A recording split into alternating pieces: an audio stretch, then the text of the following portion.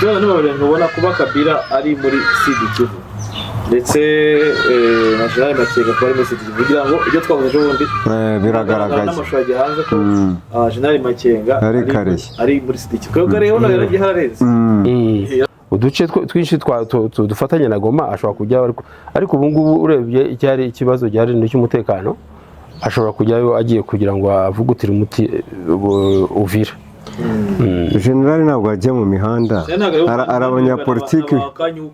abanyapolitike bagomba kubireba ibyo ese ubundi mukuru w'igihugu utamubonye iminsi 2 iminsi 3 ugira irungu uvugana na President wa Repubulika ikindi afite personality afite intimité ye nk'umuntu twumva ino miryango ikomeye ariko experience y'u Rwanda boreye iduha igisubizo cyoroshye cyane kuri communauté internationale no kuvuga ngo wowe nta muntu kwitayeho ugomba kurwanira uburenganzira bwawe bwo kubaho ari cyo kintu ngiye buranshima leta y'u Rwanda yashyizemo imbaraga avuga ati ntabwo tuzaba nk'abera bihugu byo muri Sahel byo muri Afrique de l'Ouest byabaga bivuga ngo twe tugomba kurindwa n'abafaransa urandika ibiki mu ibaruwa tugendera mu byo biyandikibwa mu ibaruwa baranditse ngo hari kuba genocide yego kandi no kuvuga ngo tuje kuyirwanya obligation genocide ubundi sibyo ko isi yangiritse MONUSCO yagombye kujya kwihagarika ko niyo misiyo yizanye hariya rero igihe MONUSCO umuryango force yagarura umuryango mpuzamahanga itarimo gukora wowe va mu mabaruwa ugende uhagarika ubwo bwicanyi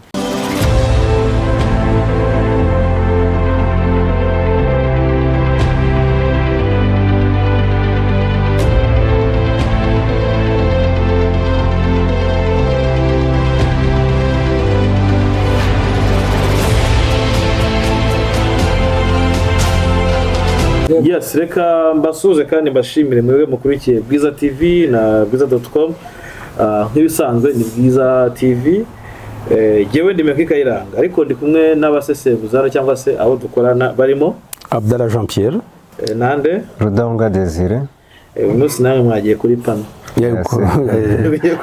Ni wari usanzwe uhamenyereye nawe urahamenyereye ntabwo ari kenshi mbere Budara yari shaye burya Budara yagira agasore nubwo yihagarara oya ibintu byose utangiye bwa mbere ntabwo wapfa ariko ubu ni sawa usigaye yitabaza ngo sentiment niwe wabizanye nimero wabizanye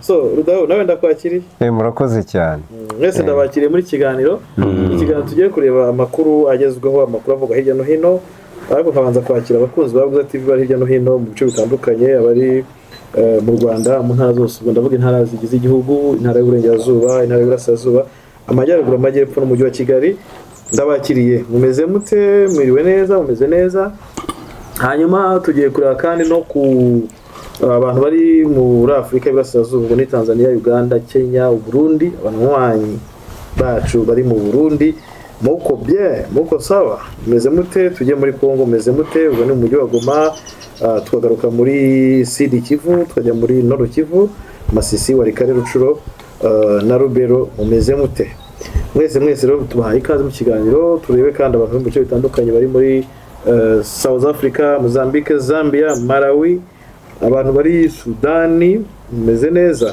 turebe n'abari mu Burayi muri Sweden turebe nka Gilbert turebe Alphonse turebe Chondo turebe Aisha turebe Ramazani turebe kandi Rose turebe na Inosa ndetse na Kumabis mwese turabaramukije naho tutavuze CK cyangwa se Samuel mwese tubahaye ikaze muri kino kiganiro tugiye kuza dusesengura ariko tushyiramo n'amakuru abagezweho bavuga hirya no hino Abudara bimeze biti n'amahoro n'amahoro kubona yagenda banza nanjye nyabakure amakuru avugwa nayaje ko ari menshi se amakuru menshi cyane mu Rwanda leta y'u Rwanda yatangaje yuko batagomba Rwanda yavuze kubavuga ku rupfu rwa Perezida Paul Kagame bavuga ko ngo yapfuye basubiza amerwe mu isaho turabagarukaho umukandida bagufasha twibaze bazahora muri ibintu kugeza ryari hari ibintu mba nibaza ntacyo udaho wewe wagezweho nayahe hagezweho ndakubita ijisho hakurya Trump atari ko rwose ati Israel na Iran baje kunkumangira nijoro tubarambwira ati rwose waduhuje ati intambara igahagarara bivuga ko ashatse yakongera agasaba indi prix Nobel ati rero bya bindi nyine ajya avuga ati ahubwo ngomba prix Nobel 5 tinavukiye gukemura ibibazo biba byananiranye sibyo ko mbonye yabwiye Israel ngo nta n'igitonyanga na kimwe cya bombe yifuza kongera kohereza muri Iran. Trump abarimo yivuga imyato yes ndumva rero muri Kongo ariko haravugwa muri Kongo haravugwa urugendo rwa Kabila Bukavu yego turavuga kuri Kabila Bukavu Kabila kuba yagera mu mujyi wa Goma ngira ngo urugendo ruvuze rundi yagiyemo mu mujyi wa Bukavu ngo ni muri Sud Kivu avuye muri Kivu y'Amajyaruguru agiye muri Sud Kivu turaza kandi no kureba mu bice bitandukanye bindi yaba ari amakuru y'intambara yaba atari intambara yose turabireba aho turabireba yego. Okay, reka naki rero mwebwe mwese twatangira tureba ku makuru ari kuvugwa cyane avuga ko nahoze mbona RDF ibeshyuza fake news zaje zivuga ko ngo Perezida Kagame arwaye ibyo nahoze mbona babivuga inkuru zanditswe ni ibimaze iminsi bivugwa hari abantu bamaze iminsi bakwizivuga ntigeze ashaka no gutindaho bavuga ko ngo umukuru w'igihugu barwaye ngo ndetse yanapfuye Burundi biba mu bantu baba hanze byaravuze ku buryo usanga bakwandikira kubaza ngo ibyo twumva nibyo tweba bitubaza ntabwo ati byo nibyo rero RDF nayo yaje gushyirwaho ikintu naba ngo bayibeshye ngo bakoze itangazo abavuga ko rero kuri uyu munsi nibwo nabonye bavuga ko ari fake news bavuga ko igisirikare cy'u Rwanda kitandukanyije itangazo ryakitiriwe itangazo ryavuga ko Perezida Kagame areba bakabaho ngo kuva mu ijoro ryo kuwa mbere tariki 23 Kamena nibwo iri tangazo ryatangiye gukwirakwizwa ku mbuga nkoranyambaga. Iri tangazo rihimbano ngo rivuga ko Perezida Paul Kagame afite uburwayi ngo bukomeye ngakaba atameze neza ndetse akaba ari kwitabwaho n'abaganga b'inzobere. Rigasaba abanyarwanda nabo rivuga ko ngo n'inshuti z'u Rwanda kuba umwe bakanasengera umukuru w'igihugu. Iri tangazo kandi risaba abanyarwanda gutuza ngo kuko inzego z'igihugu zikomeje gukora ikindi ngo RDF ikaba ikirajwe ishinga no gusigasira amahoro n'umutekano w'igihugu. Ibi byose byabaye rero ngo RDF ngo ibinyujije nayo ku rukuta rwayo rwa X yavuze ko itangazo nibiri kubiyemo ari amakuru y'ibinyoma fake news. Kubera icyaha amatangazo cyangwa kubera icyaha nakora fake news nk'izi ahubwo fake news ababitanga ni abantu bihaye akazi ko kurwanya leta ariko babura ubwenge babura ikintu kimeze nka organisation. U Rwanda bakagombye kuba bazi igihugu giteye gute rero washyira fake news ku byerekeranye n'ubuzima bwa Perezida wa Repubulika ingabo z'u Rwanda zikaba arizo zitanga iryo tangazo. U Rwanda ni igihugu kiyobowe ku buryo buri civile ntabwo ari leta y'intambara ntabwo ari y'abasirikare.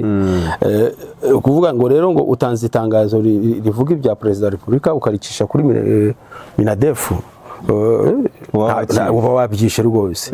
Abantu benda bashobora kuba bafataga iyo tangazo bakarifata nk'aho ryo byose baba babura gutekereza babura gutekereza.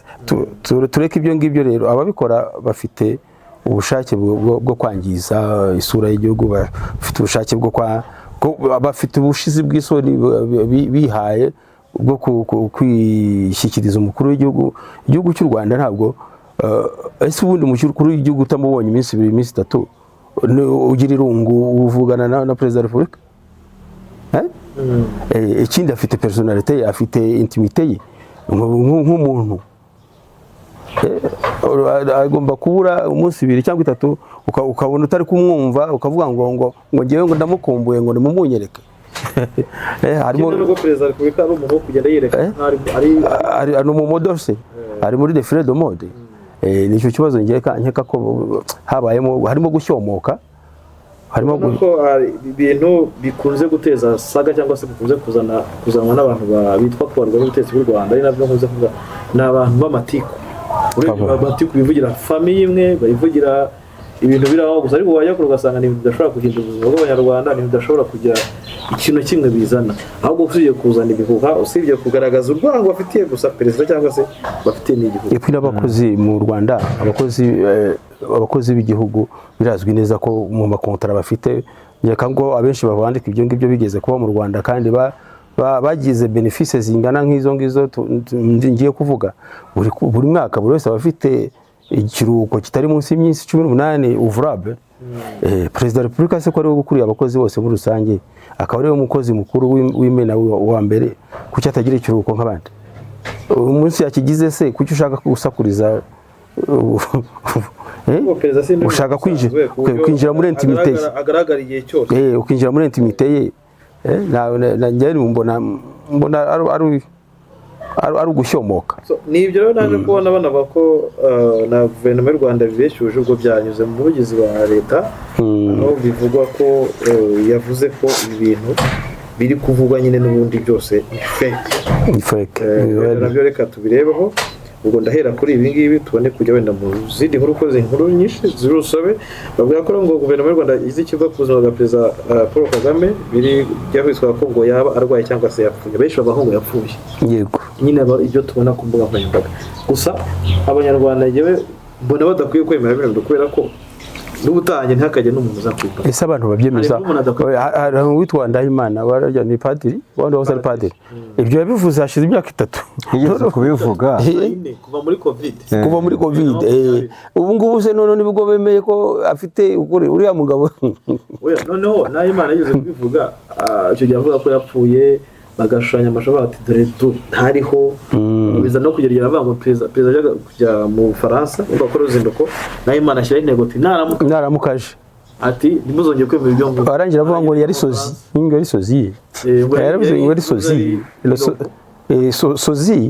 Sozi ni imitation y'umuntu, donc ukabona umuntu ariko atari we mu by'ukuri.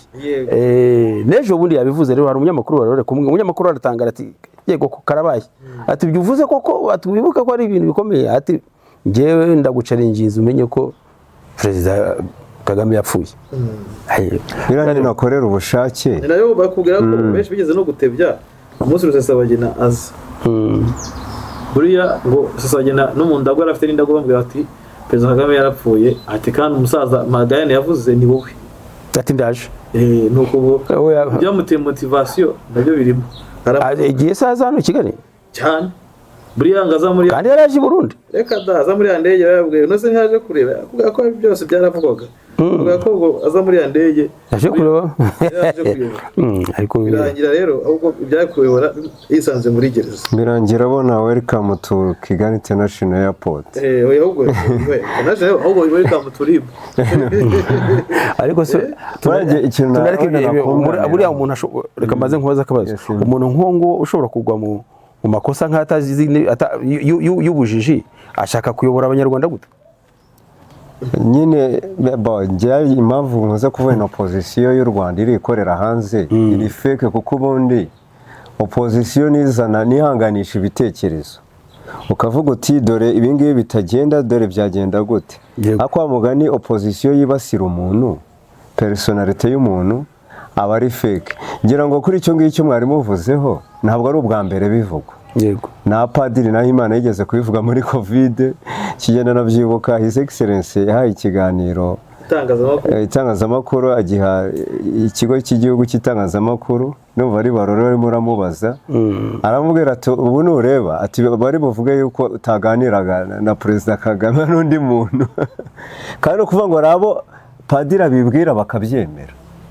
No online aussi no muri Google bari amuriza. Rero ikintu nge mbona nanuzana n'umuvugizi wa guverinoma yabivuzeho, Yolande Makoro asa nk'ugaragaza, aravuga ati rega na perezida nawe ni umuntu, nawe uko abandi bantu bakenera kuruka nawe afite uburenganzira. Ati abanyarwanda rwose mutuze, ati perezida wa repubulika nta kibazo afite, ari mu karuhuko.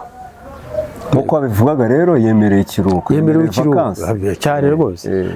Anafite n'uburenganzira kuri intimite rega. Ni gute umuntu atinyuka kwinjira mu buzima bw'umuntu? Niba ngewe ntashobora gutinyuka kwemerera umuntu kwinjira muri intimite yanjye, wowe ukaba udashobora kunyemerera kwinjira muri intimite yawe, winjira ushaka gucengera muri intimite ya perezida wa repubulika. kandi ikindi kintu nakongeraho, perezida wa repubulika atandukanye n'abandi baperezida nyambona bo muri Afurika.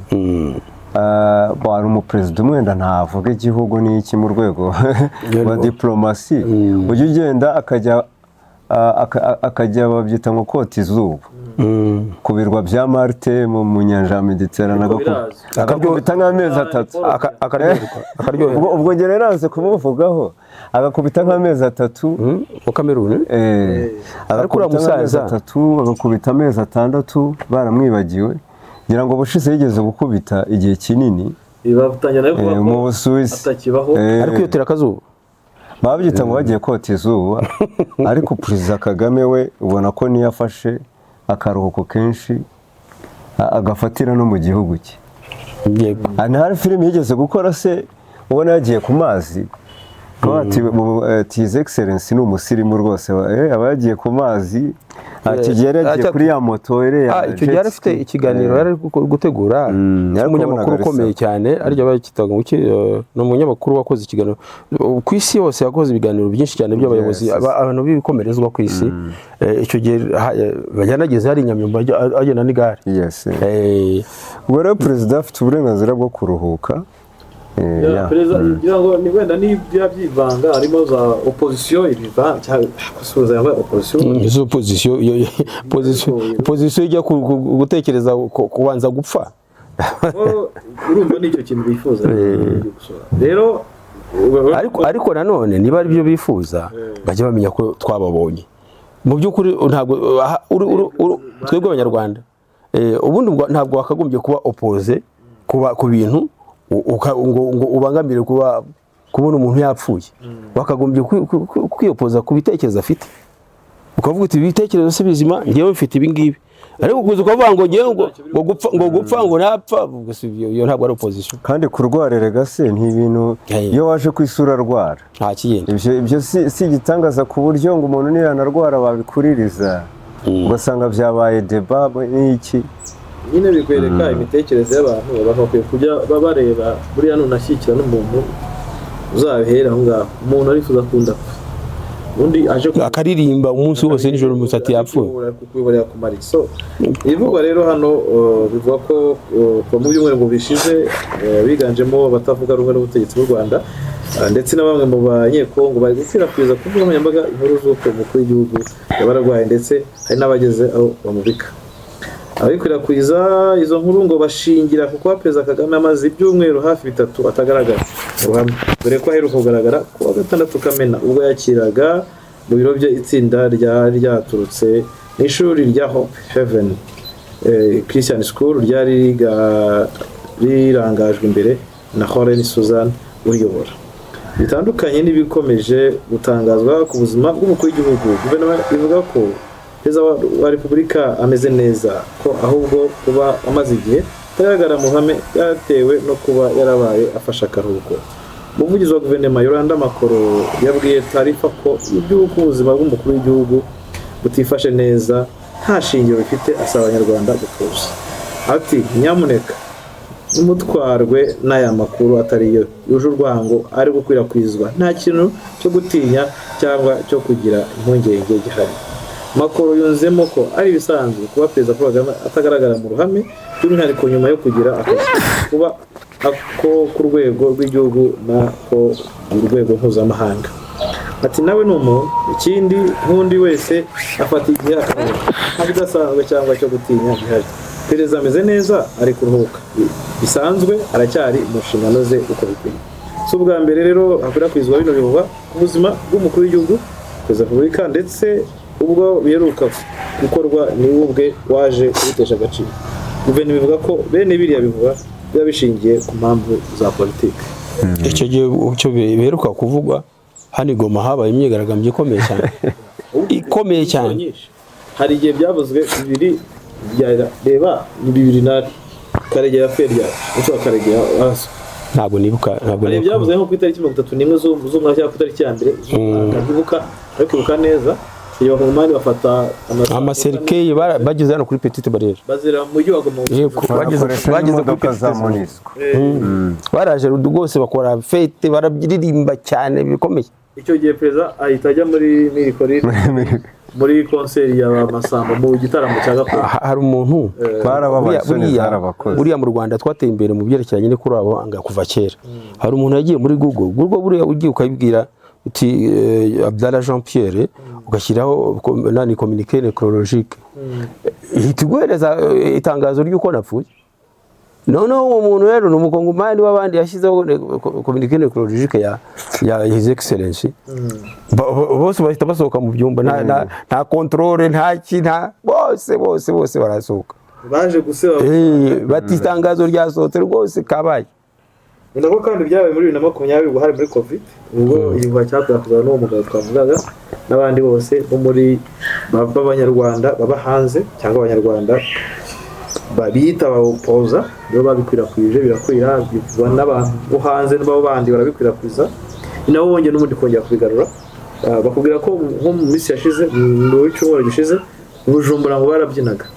Bujumbura se bari babaye iki kandi zinywa buriya hari n'amazigazo amajwi nyafite zirimo zibyina zishimye zivuga ukuntu ngo yapfuye zinavuga ukuntu ngo embe turitazigera ishobora harimo ikiganiro kinini cyane umuntu wanjye wanyoheje ayo majwi waganiraga nazo zari zirimo zibivuga rwose nakwimbarira kwe zarasaze zigaragaza ukuntu bagiye bana bako Uvira ari Bujumbura ariko ngo bamaze kubona ubwirinzi bw'Ababiligi batazigera bagira gute mbese batazigera bafata esa bafite ubwirinzi bw'ikirere ntabwo ari kubona ubwirinzi bwa Israel ntabwo bazi ko hari ibintu bitobora ubwirinzi. Ikiganiro kirekire bituma bamwe mu Barundi baba mu banatangaje baba mu Burundi babimbaza harimo n'abandi mbwiye ko rwose ndabafite hano kugira Abarundi benshi badukurikira bambwira ko hari n'umugore umwe ku isoko byo mu Bujumbura si isoko yariho ngo yubisha inkuru imbonera kuzivuga ikubita hasi arahoye ati arapfuye Kagame ahita yihonda hasi ati ndapfuye nyine ngo yagize ikibazo namujyana no kwa muganga bibaze ati turajya he none n'ubu Abarundi nabo muri aka karere abantu benshi perezida w'u Rwanda mbona nk'umuntu ni umuntu munini cyane ku buryo kumva ikibazo kibi kuri we akenshi barahangayika n'abishima uko kugira abakunzi benshi no kugira n'abanzi ariko reka nibaze buriya twebwe mu by'ukuri babona apfuye bakora iki ahubwo bakunguka iki oya bashobora kunguka ntabwo mbizi ariko ibyo byose bategura icyo bakora iki icyo nicyo nibaza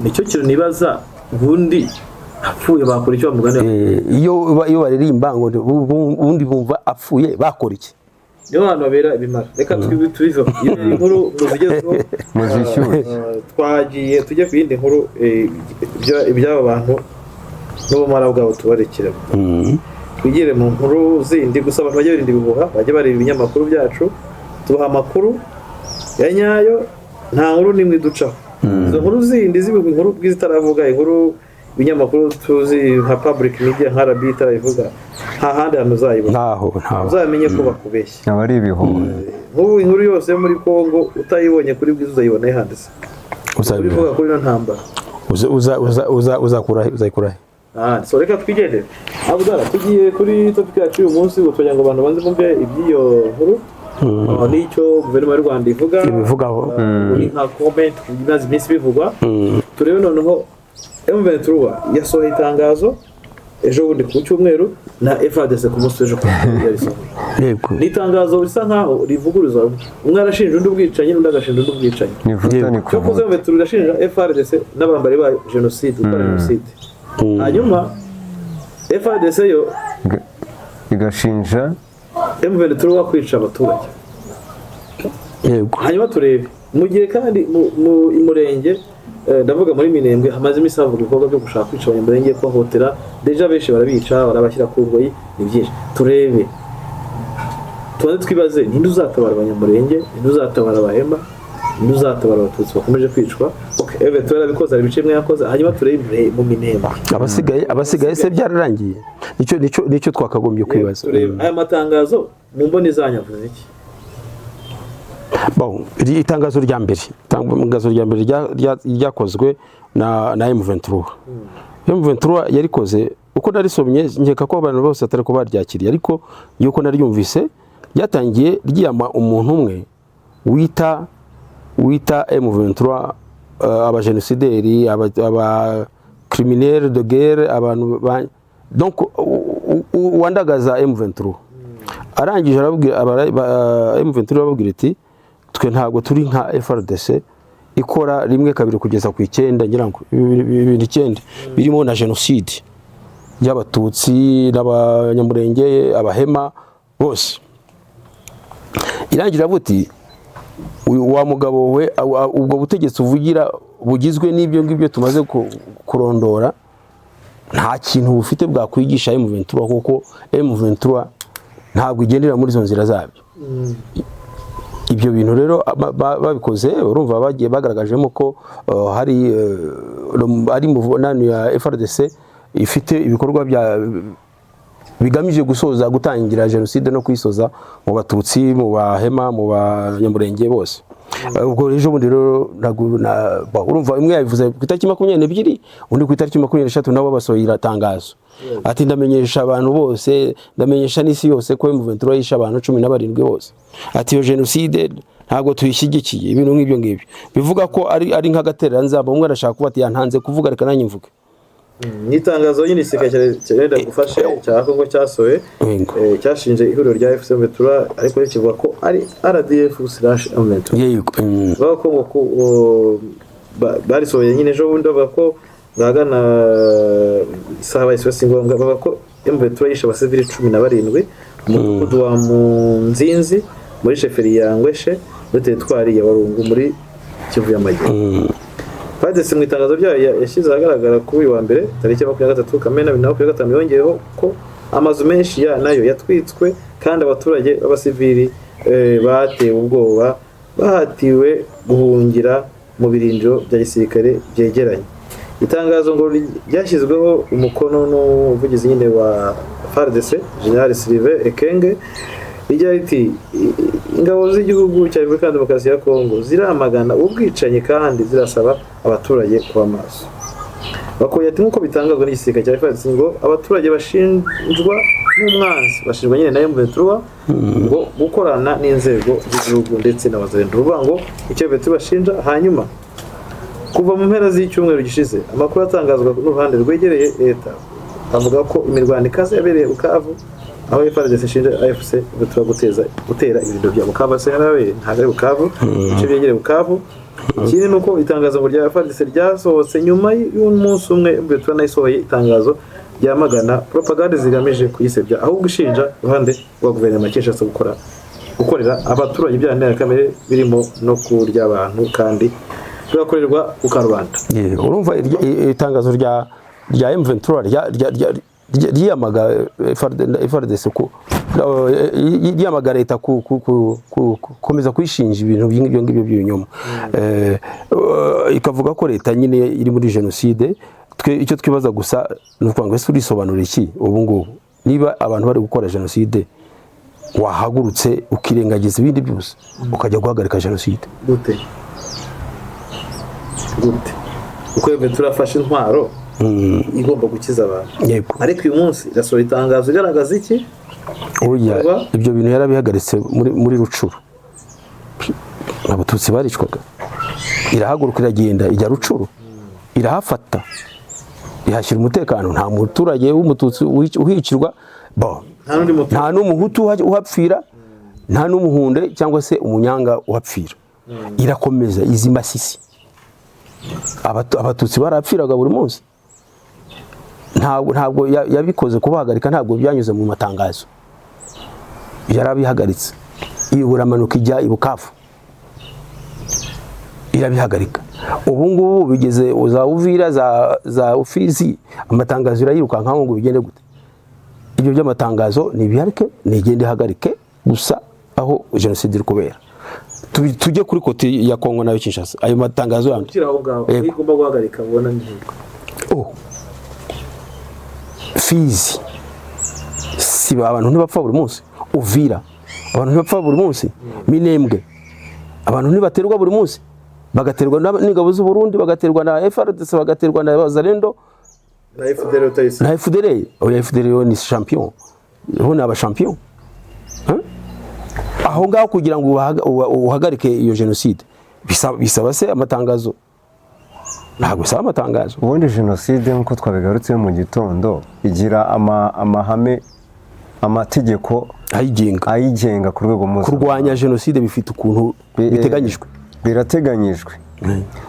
Ngira ngo mu gihe cyo kwibuka nibaza guhagarika jenoside igihugu mukomereza rudaho bisaba ko umuntu abanza gutanga amatangazo no gutanga abagabo.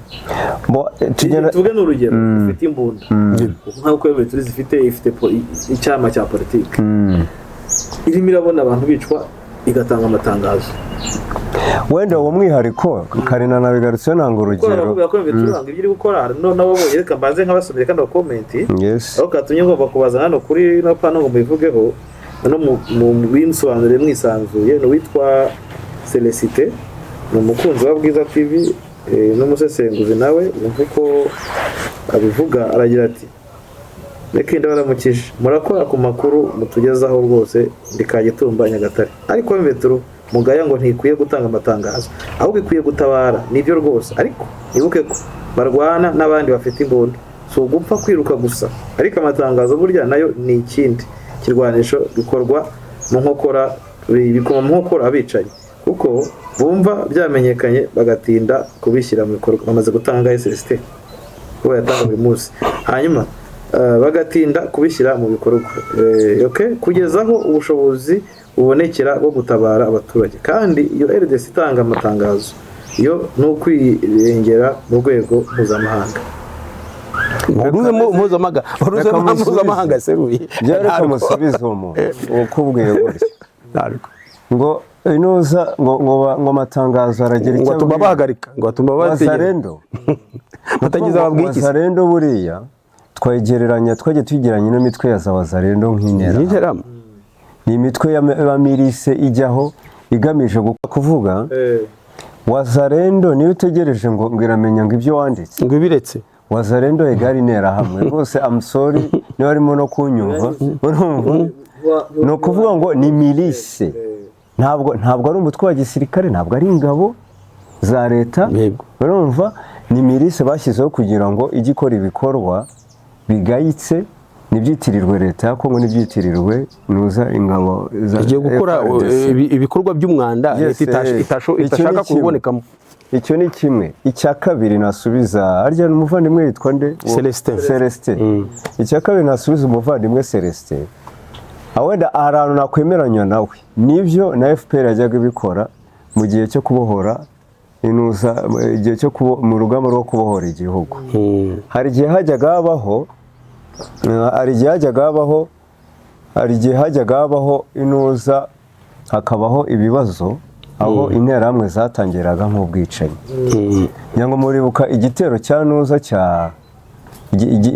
igitero cyaje kikagera hitwa Cyoronge. Yego FPRC yahise itabara.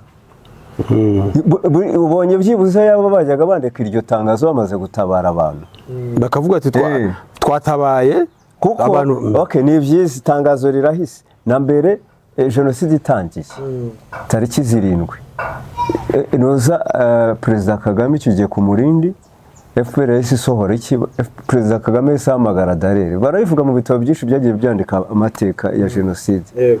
Basohoye itangazo barishyikiriza Darere, barabwira bati niba mudahagaritse jenoside twebwe turayihagarika.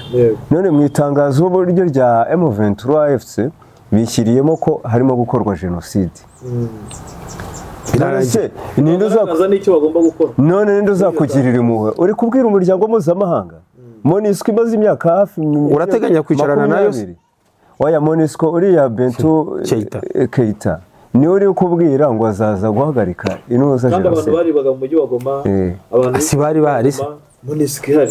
Sore bahari. Ukivuze community international. Wigeze wumva hari umuntu n'umwe? Wigeze wumva parquet general hari abantu n'abishyize mu rukiko tumubaze? Sibyo? Ubu arindiriye ko aba bantu Wazalendo bazumva ku ibaruwa ya Kangaye. Kandi yebete mu myaka myinshi ku ibaruwa ya Kangaye.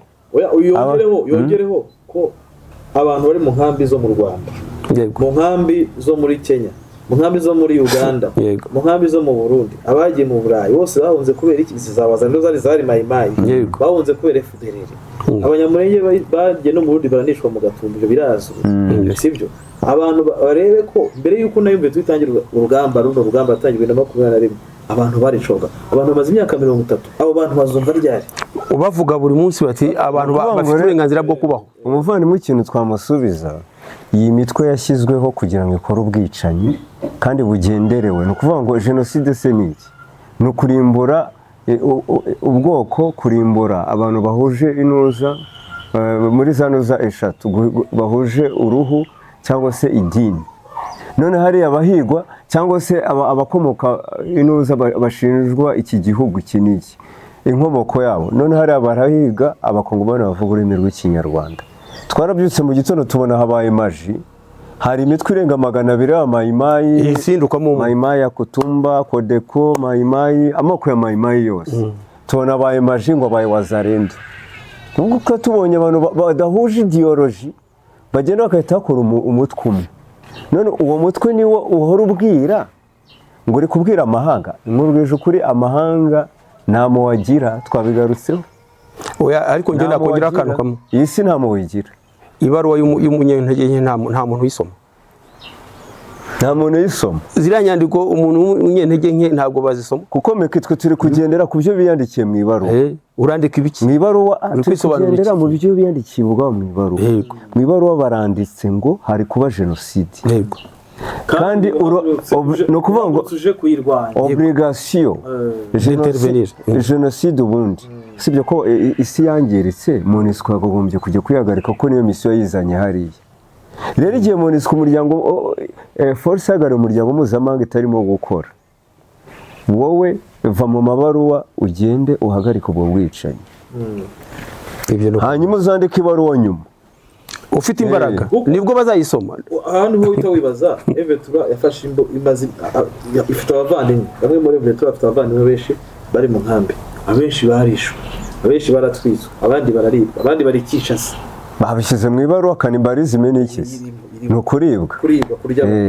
So ukibaza, Evetura ni igihe cyo gusohora itangazo ngo rero komite international mu myaka 30 ishize abantu n'ubundi bakorerwa ibyo bintu, cyangwa ahubwo ni igihe cyo gukora ibishoboka byose ngo abantu bakire.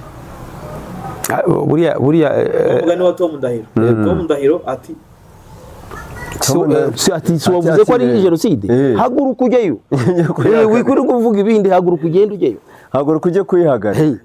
aho kuvuga ngo none se iki ni cyo gihe ngo Wiringoma Lieutenant Colonel umuvugizi ejo yarashyizeho video z'abantu bafunza kandi bagiye kwica, twabibonaga mu mavideo Uvira. Iki ni cyo gihe igihe AFCM 23 muri iki gihe maze irimo irarwanya ibyo byose. Iki ni cyo gihe cyo gukomeza cyo kureka amahanga ngo urimo urabereka ayo mafu. Isi namuhigira meki, isi namuhigira na Ezekiel sigeze kwivuga ari rukumbere ati isi namuhigira. Ubu nta makuru dufite yabo bantu bagaragaje kuri ama video, ashobora kuba bose barariwe tayari baramaze kurya project. Ni umutoni ibyo umukobwa wandika neza cyane, njye mbona kuri Twitter yahoze avuga witwa Mireille, yahoze avuga umwe mu bo bari bafunze kando yinanutse cyane, yatangaje ko yapfuye bamwishe, yishwe na nuza torture. Nose uzakomeza guhora amafoto ubwira umuryango mpuzamahanga, ibyo nicyo kintu biba they don't care. Umuryango mpuzamahanga nayo hari umuvandimwe rwose wa Omweso nawe yashyizwe kando yavuga imigozi gutya ku mapine, ibaze hashize imyaka ukuntu yakize nabo imigozi yo kukekando nuba ngo yanze gushidishwa no gushira ku mubiri we. Urameke ikintu nashimiye cyane leta y'u Rwanda, cyane cyane igisirikare cy'u Rwanda. Ndibuka igihe ibibazo bya M23 batangira, none leta ya Kongo ikavuga ngo abasirikare nani ngo bafashe kubinjira ku butaka. Urabyibuka babiri leta y'u Rwanda ikavuga ati mwabashimuze bari muri patrouille ku butaka bw'u Rwanda. Ntabwo leta y'u Rwanda yabahakanye, ariko iravuga ati babashimuze. Wabonye imbaraga leta y'u Rwanda yashyizemo kugira ngo bagaruke. imbaraga yashyizemo banyuze mu murango murangura ati muri mutinyuka kubakoraho tubahaye igihe kingana gutya nimutaduha abantu bacu none uri gutambutsa video z'abantu bajyanye kubaga abantu urabizi ko mu gihe gito bamaze gucana imbabura bari kubarya uyu mugabo ejo bundi muri ubu byabaye wa last week nko kuwa gatandatu kwa gatanu ubwo twabonye umuntu bamushoreye yego iyo video ndibuka ko ndabona nabwo nayikwereka sitwereka n'abantu bira hano ariko urumva yapfuye abo bamwishe ubwo rero ubwo ngo ibaruwa ngo ohereza ibaruwa ubwira umuryango mpuzamahanga they don't care experience dufite mu Rwanda irabigaragaza basi nibaduhindurire meni ni nko kuvuga ngo twa turi kurya baduhindurire indyo baduhindurire indyo bajye batwandikira ibaruwa itwereka abantu 2 cyangwa 3 bakijijwe abari bagiye kubica ibyo birahagije nk'abantu dukora urugero ha Bwiza TV dukora inkuru zo kuvugira abaturage cyane niyo mpamvu uyu munsi iyo tubonye umuntu aboshywe iyo tubonye umuntu yashimuswe bidutera intimba bidutera ikintu cyo gukora bidutera yo gukora tuvugira wa muntu tuvugira n'abandi abantu bakajya bumva dutinda twe muri editorial yacu harimo icyo bita good governance and development journalism iyo tuvuze development journalism ntabwo tuvuze iterambere ry'itangazamakuru tuba tuvuze inkuru dukora igakura umuntu hano ikamugeza ahandi niyo ngo niba tuvuga ngo umuntu mu mujyi wa Goma yishwe umuntu mu mujyi wa Goma yapfuye turi kubwira umuntu ufite mushingano kugira ngo hagenda kiza wa muntu icyo ni cyitwa twita development journalism bivuga ngo gukira ko wa muntu niyo terambere ryacu yitangazamakuru kubona amazi k'umuturage yabuze niyo terambere ry'ikinyamakuru ruvana icyo twatubuze iyo uzanye mu good governance harimo umutekano harimo imiyoborere harimo ibintu byinshi cyane bishobora gufasha community so rero abantu baze kumva ko tunenga bwetu kusiye ko tugomba no kwinenga kuko tugomba kwibaza gukora icyo bita accountability twe turana na inenga rwose ibi nabyumve neza inshingano zacu turagendera ku byo yanditse ariko z'ikinyamakuru tugomba kwinenga no icyo nibaza hano rero leta ya Kongo irarira nayo mbe turikarira leta ubwayo bigaragara ko ibyo byose bikorwa mu maso yande ya leta iyo bikora ko ishaka gukuvura ibyayo M23 yo iri gukuvura ibyiki ko nubundi yafashe decision iri claire igiye guhagarika genocide alors nta muntu numwe isaba imbabazi nta muntu isaba uruhusa nta n'umuntu igomba kwisobanura ifite obligation kubikora ikindi zira image itanga twebwe ntabwo tuzikeneye nta nubwo dukeneye image zaza zikora propaganda ziririmba M23 abantu beza cyane nabyo nazo ntabwo ari ngombwa cyane ariko dukeneye image y'abantu bashikujwe mu maboko bafite ubwoba ku maso umubiri wabo watesetse bare kuba bagiye gutangira ubuzima bushyashya izo image zo zirashoboka okay hanyuma turebe ese rudaho nitwaba turimo dusaba M23 ibintu binini dushingiye ku dushobora kuba twe nk'abanyamakuru twakozweho cyangwa se pressure y'abaturage bavuga atari kumusabire M23 dukize kuko abantu nk'abanyamurenge benshi bakurikira Bwiza TV bakunze bati nyamuneka mukomeze mukora ubuvugizi ku bantu b'abanyamurenge abantu batuye umurenge abantu batuye za Minembwe igihe abo tuganira benshi baravuga ati mukomeze kuko dufite imiryango abantu barashize bavuga ati nubwo ati abavandimwe banjye barabishe bavuga ati papa yaragiye ati nyamuneka ugasanga bari kubwira ntibyaba ari emotion cyangwa se amarangamutima yacu yadukozo tukaba turimo wenda dusaba ibintu ibintu binini cyane ubundi ibintu byashoboka umbaje ikibazo cyiza ariko experience ngeyo nagiye mbona ku muntu urengera abantu nk'abari bari mu kaga haba ari imbaraga nyinshi cyane nyinshi kuko muze gutanga urugero kenshi rw'inkotanyi mu gihe cyo kubohora igihugu bari bahanganye nabo uravuga ngo wazarendo bari bahanganye reba fata ingabo z'igihugu kubita intera hamwe kubita impuzamugambi niki ariko banyuzaga oya mu mwanya w'Uburundi bo bari harimo Ubufaransa harimo n'Abafaransa ariko baratabaraga yes icya kabiri wenda uravuze ngo ni emotion ariko tugendera ku mashusho agaragara baba ari byiza gusobanura ugende no ku bintu bifatika fact ayo mashusho agaragara y'abantu bakwirakwizwa ku mbuga nkoranyambaga barimo barabarya byari amashusho sigaye nta gishaka no kuyareba iyo umuntu barimo kurya bamurisha umugati cannibalism yabanditse ni ijambo kanibalisme rivuga kurya umuntu inyama y'umuntu. Ibyo byabaye ikintu kitagize ikibazo, ntabwo ari uri kwandikira MONUSCO, iyo MONUSCO ikubwira yuko ahubwo igihe mutari mwaza muri Goma ahubwo aribwo ibintu ngo byari bimeze neza. Iyo kakajagari ka Goma kuri bo babonaga ari sawa, ariko ubu ngubu hoya ntawe ari sawa, ahubwo bazabarundaho ibintu byose. Rero usubije ikibazo wari ubajije ku giti cyane, imbaraga zirahari nyinshi cyane. Muri imbaraga za mbere ni morale kurusha n'izindi zose. Morale yo kujya gutabara umuntu uri mu kaga, nizo mbaraga za mbere. Iyo ziyemeje rero ugera ku ntego. Ahubwo si itazifite M23 idafite imbaraga zo guhagarika jenoside, yaba ifite izimeze gute? Imbaraga ni ukuvuga ngo motivation yo kurwana kwa M23 ni ukugira ngo ibabeho. Idafite imbaraga zo kurwana ngo abantu babeho, yaba ifite izo gukoresha iki? Ahubwo yaranazifite. Reba cocktail yahanganye nayo hano muri Goma. Yego yafashe Goma hanga nta mbaraga, ikomeza Bukavu nta mbaraga, ntabwo bishoboka. Yiruka 60,000. Ifata imbunda zabo militoni 80. Fata Wazalendo, fata FDLR, fata Tanzania, fata Malawi, fata South Africa, fata ingabo z'u Burundi. Iyo bose irabakubaku. Bose ifite imbaraga nyinshi cyane. None abantu bambaye arya babita ngo kibare Wazalendo, waza bagende barya abantu izuba riva, babicishe mu mavideo, natwe batwohereza utuvideo turumva se sana. Natwe twohereza ntabwo ari byo, kuko twebwe tugerageza ku expose ntuzazabo action zabo byo bakora, navuga ati nawe sha tuzakurya umunsi umwe. Kandi koko yigutse bakubanga wibuzuwe nko mu Wazalendo bakira kurya nabe brochette inyama yanjye ariko menye ibishye ntabwo babihirwa vraiment bagira Wazalendo nabihirwa. So rero ngaha wenda koko iki cy'ubushobozi hanyuma turebe iyi komite international ikomeje guceceka kuri side y'uruhande rwa leta ya Kongo. Ahubwo iyo bandika iriya tangazo barigeneye nde bamuga barigenera ninde bashaka kugira ngo basubize? Ni Bintou Keita. Ni Nations Unies.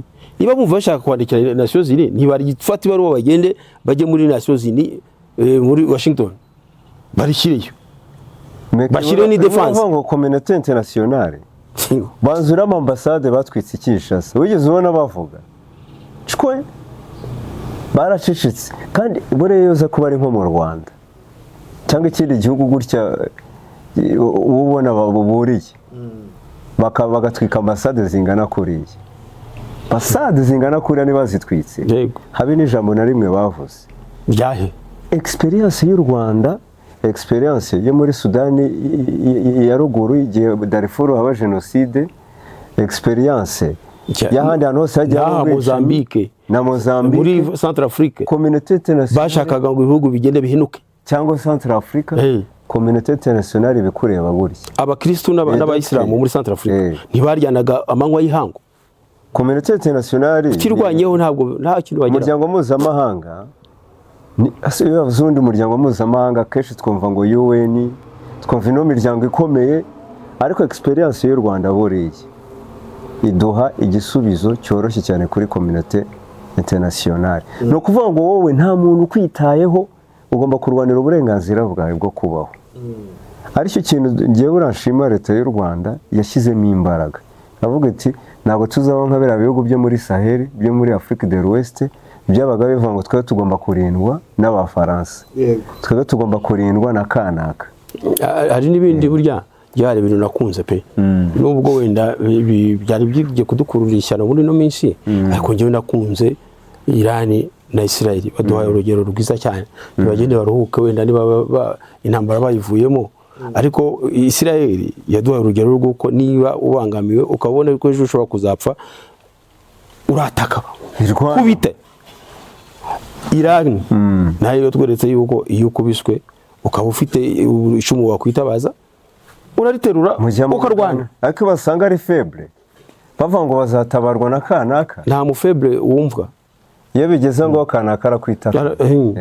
Nta umuntu uri faible kuko abantu bose utanze urugero rwiza bavuga ati Irani Uburusiya bahita bujyaho reka ujyamo gukoramo iki buri wese bareba inyungu nawe mugabo wo muri Korea nawe wigeze umva agira n'icyo avuga se reka turebe nabyivanamo araba ari umugabo ugomba kwimenya dusubije umuvandimwe ibaruwa nta kintu Trump amaze gutangaza ko mu kirango ko Iran na Israel bamaze kuvira ceasefire nubwo muri kubivugaho ariko ibyo bya Iran kuvuga rwose uretse wenda tukumve sinzi aho muri bashoboka I don't think I'm not sure they did it intentionally. Besides, they accuse each other for violating the ceasefire. So, I think they both violated it. I'm not sure they did it intentionally. They couldn't rein people back. I don't like the fact that Israel went out this morning at all, and I'm going to see if I can stop it. So as soon as I get away from you, I'm going to see if I can stop it, okay? Kuza guhagarika nyine araza kubabwira ko Israel yasubiza ariko ikiganiro twigeze kuvugana mu kare twavuze ko Iran isaba ko isasu rya nyuma riritera sibyo yari yasabye sishaka ko Israel gusubiza ubundi yayitegetse ngo sishaka n'igitonyanga cya bombe igomba kujya hehe muri Iran ubwo Iran niyo yavuze ati ukaninjye urasoza okay twigarukire muri Congo so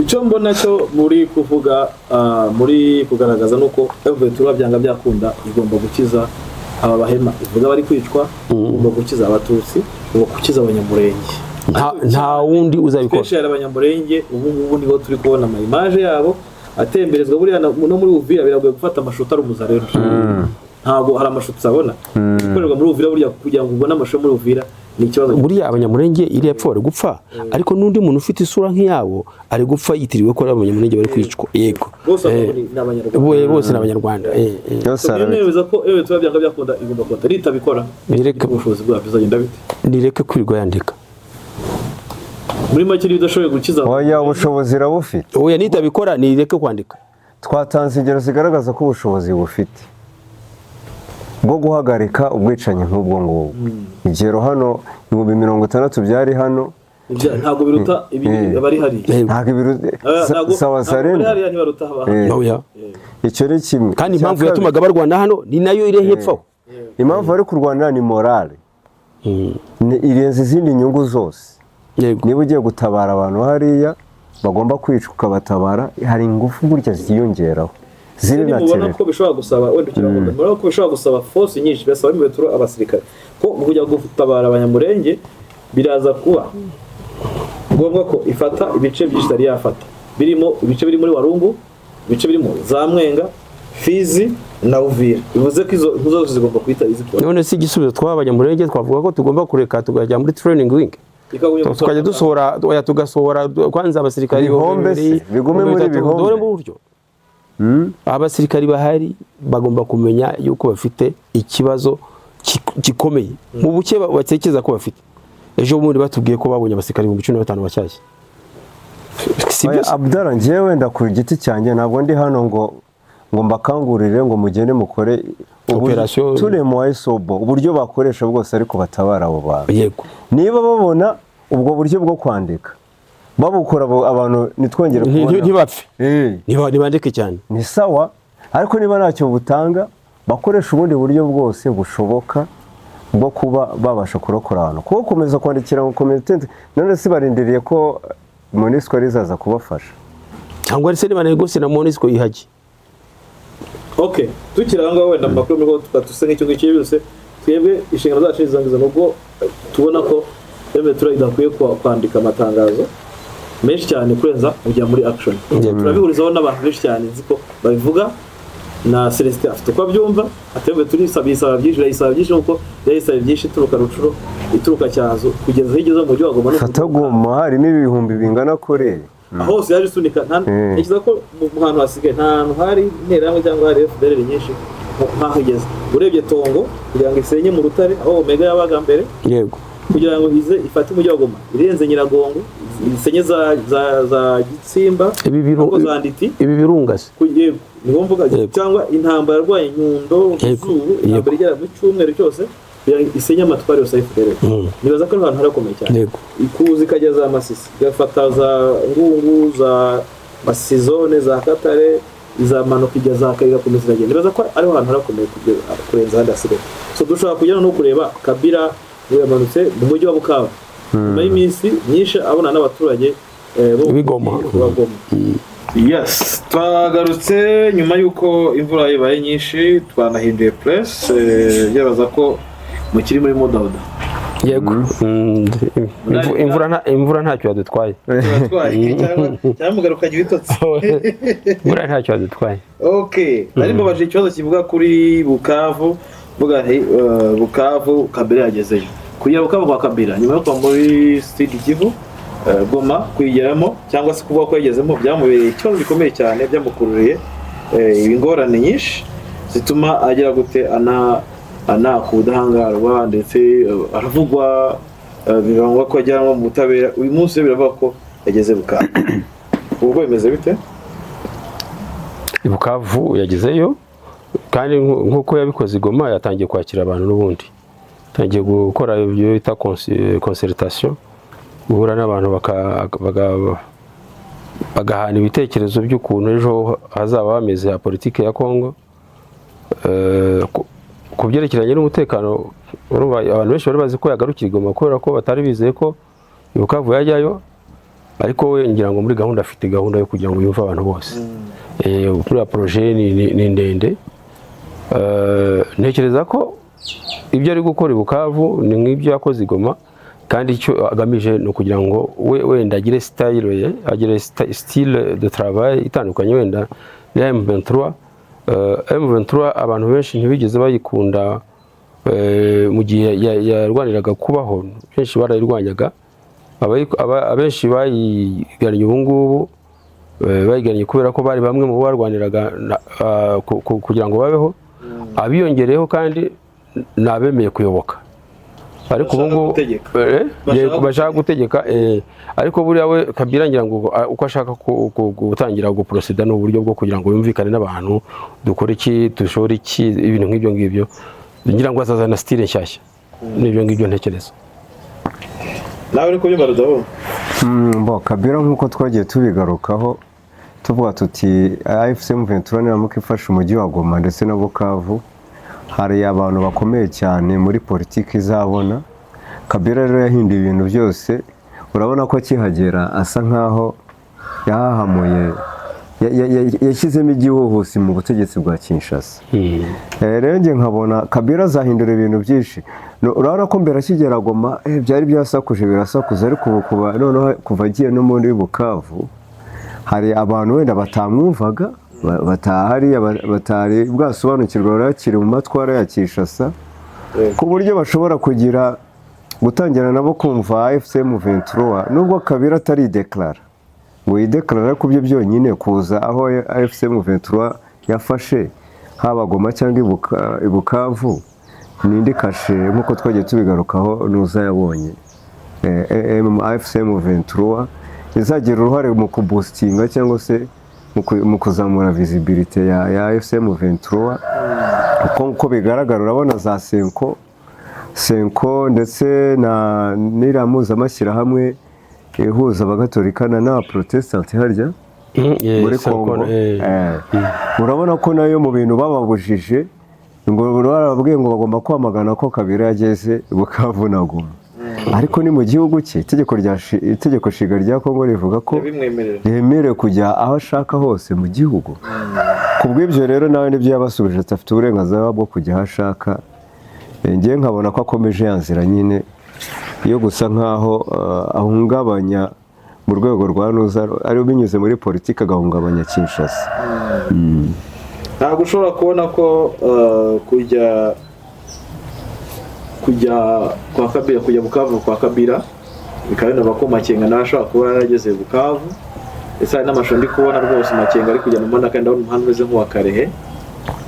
Amashusho ajyanze buriya kugira ngo n'amashusho Makenga ni cyane. Ubona ko bishobora kuba bigiye guhindura ibindi bintu. Ni agace nabonye niba kugira ngo ntubona kuba Kabila ari muri Sud Kivu ndetse na General Makenga ko ari muri Sud Kivu, kugira ngo ibyo twavuze ejo bundi biragaragaye n'amashusho ajya hanze ko General Makenga ari muri Sud Kivu. Kuko rero no yaragiye hararenze.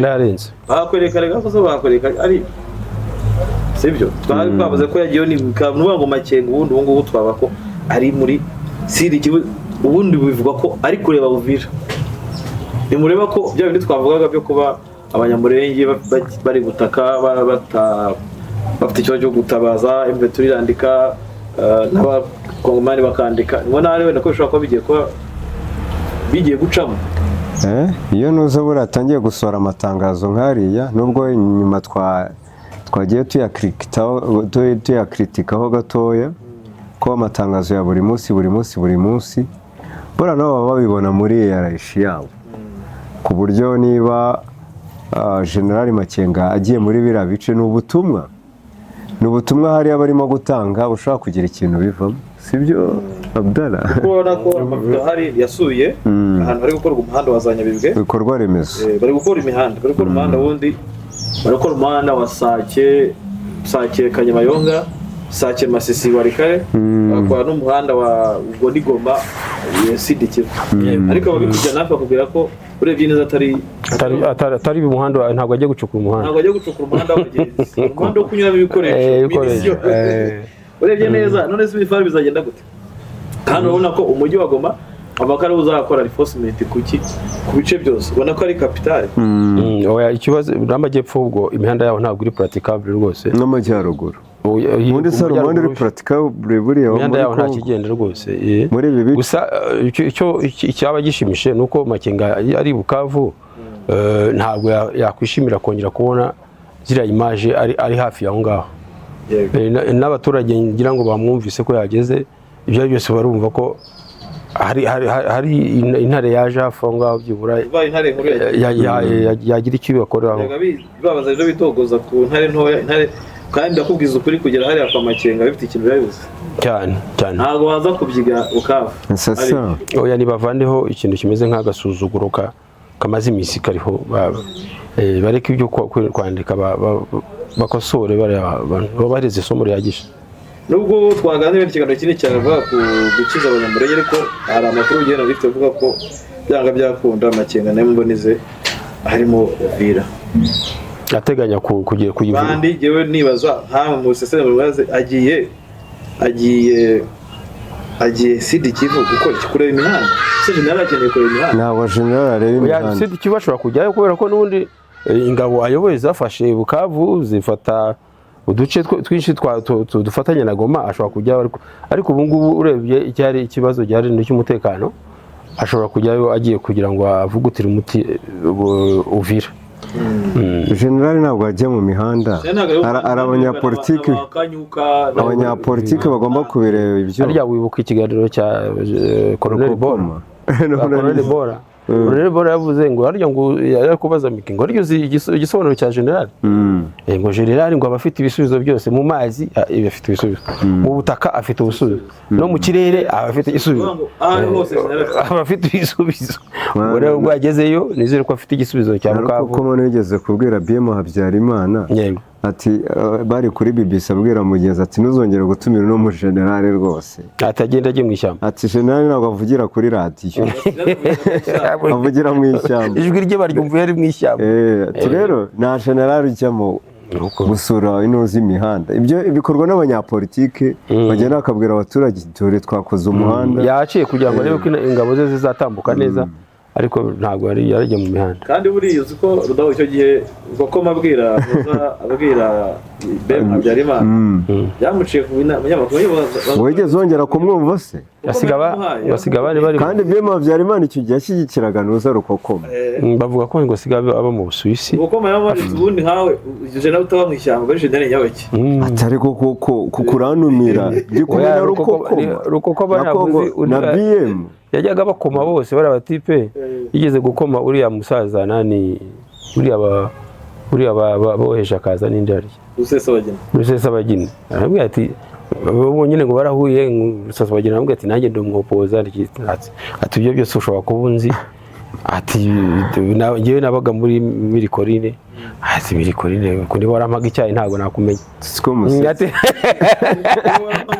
Rose urumva azaga kwanywa icyayi, Rose uragira ngo umuntu umenya icyayi n'ingirwa n'iki asati. kandi ntabwo ari buraga ntabwo baserereza ngo rwose ngo abanyapolitike mu Rwanda bageze kure ko ngo umuntu ngo wari umuboyi ubwo yakoreshaga terime ngo umuboyi ashaka kwerekana ngo ntabwo yigeze wumva wari umutetsi, ntabwo yigeze wumva Rusesabagina ko yaramubwiye ati ngewe uriya nari umukozi wa Mirikorine ati ati siko musetse ngewe warara nanywa icyayi niba wari icyo wampaye ntabwo nabyibuka rwose. niba warashe BM atereka reka na general uza kuri BBC kuri radiyo ataza mu ishyamba. General Makenga ari hariya bifite icyo bivuze, bifite icyo bivuze. Oya general navuga utumuti jewe ku giti cyanjye navuze ni uburyo bwose turi muri sobo, uburyo bwose bwatuma ubwicanyi buhagarara, bwaba ari ukwandika amabaruwa akagira inuza akagera ku ntego itsoke, ariko niba babona kwandika amabaruwa iyo mezire nta kirimo irakora community internationale nk'uko bikehoza bitubazaho ikomeza kwiyicarira, ubwo bagira iki bakoresha ubundi buryo.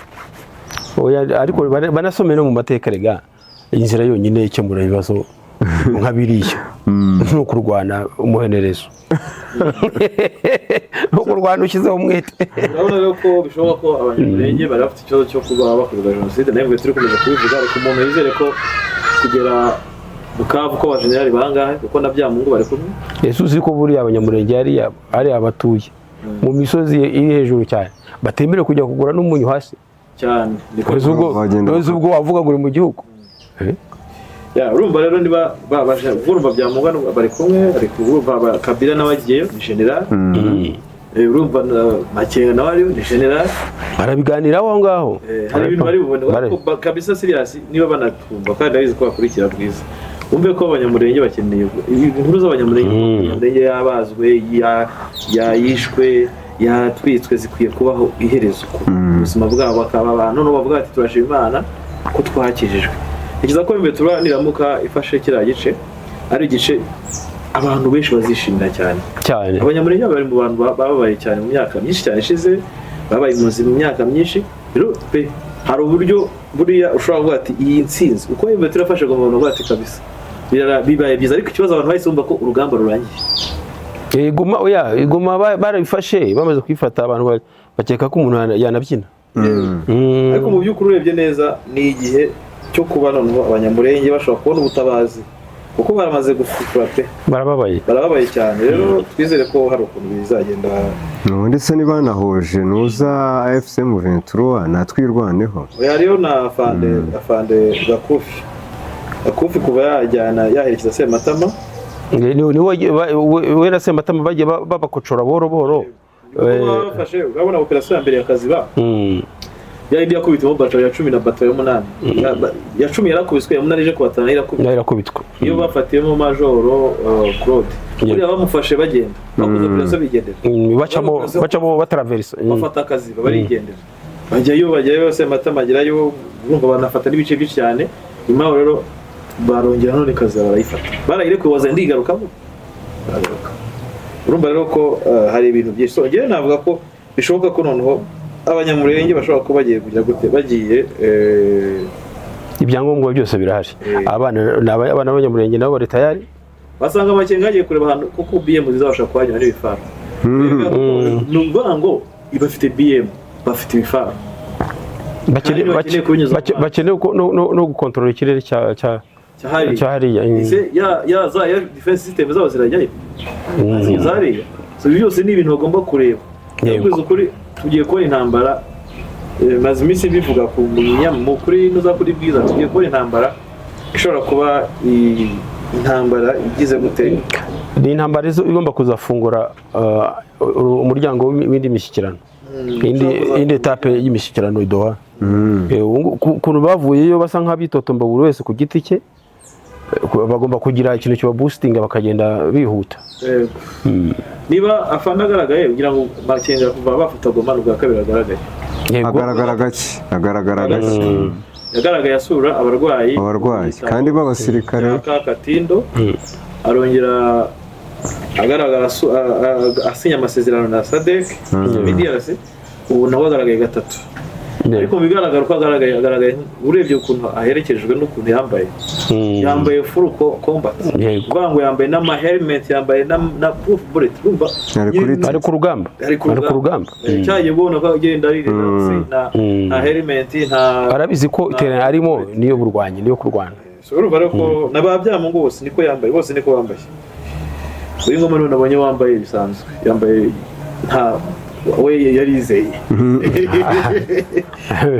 gahe guko rero ndumva Abdallah twasa nkaso kiganiro inkuru yacu kugira ngo twumvishe abantu yarigamije kwerekana ese koko abanyamurenge bazabonye tugeze amatangazo asohorwa ese koko Metura ifite ubushobozi bwo kubatabara mu by'ukuri bigaragara ni mpamvu tubivuga nuko ifite ubushobozi bwo gutabara irabufite Kinshasa bege mpora mbihamya ko nta bushobozi ifite bwo kubatabara oya Kinshasa nta bushake ifite bwo kubatabara nta n'ubushobozi ifite nta n'ubushobozi kubera za wazarendo kari agato ndabitangira proof abanyamurenge bamaze imyaka 30 hafi 30 bahunga aho leta iyora ntabwo ari kubera ubushobozi ariko ni kubera ubushake bwo kubamara ahubwo bwarasimburanye ahubwo impamvu idafite ubushobozi bwarasimburanye bagenda basimburana byananye abanyamurenge bavuga kubera FDL bahunze kubera mayimayi izi mayimayi zabicaga leta izi mayimayi zakubitaga leta barasaga leta ese Jean Vira ne zakubise leta aho leta ntabwo yigeze y'ubushobozi bwo kurasa mayimayi zishobore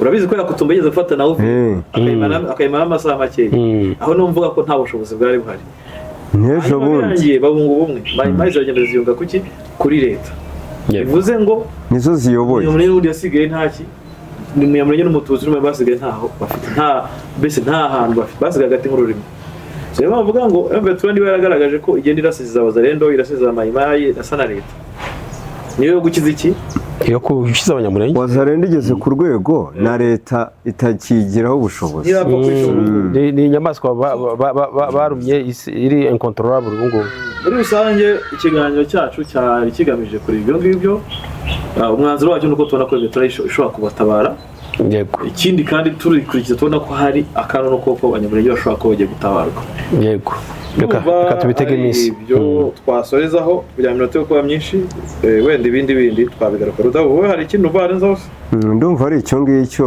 ubushobozi bwo burahari AFCM Ventura yarabwerekanye haba aho yavuye hose hariya mu majyaruguru za Bunagana kuza kugera za Bukavu aho hose n'ubushake ntibwabura n'ubushake ntabwo bwabura hasigari bafata icyemezo rero Kinshasa kuyitegaho ngo izatabara abantu ni nko gukama ikimasa Kinshasa nta bushobozi ifite kuko buriya iyi mitwe gutya milisi hari urwego rugeraho warayishyizeho ukazashiduka ikurengera imbaraga usibye ko ngewe njya nkeka ko na leta ifite ubushake bwo kumara abanyamurenge reka dusoze dushimire badukurikiye bakoze cyane bakoze kudufasha kureba ikiganiro cyacu gukora comment kwa like and share kandi shimire wowe Abdallah urakoze ni inshingano zawe n'ubundi kuri bwiza kubikora ariko ugomba gushimira kugira ngo motivation yego urakoze shimire nawe Rudahunga yes murakoze turanashimira n'abadukurikira buri gihe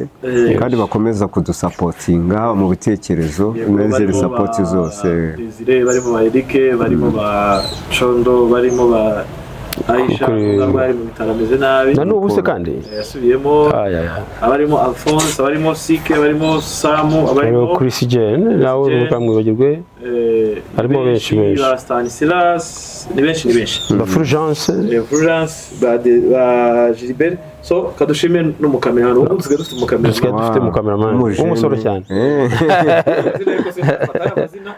Iva yitwa Ivan okay Ivan wahise unamenya mbere yanjye cyane kandi tumushimire yari kubanga bw'ibyuma reka nabo mwese tubashimire tubabwira ngo ikindi kiganiro ni mu gitondo muri isanzure aho turaza kuba twize gute turi kumwe namwe bye bye mugoroba mwiza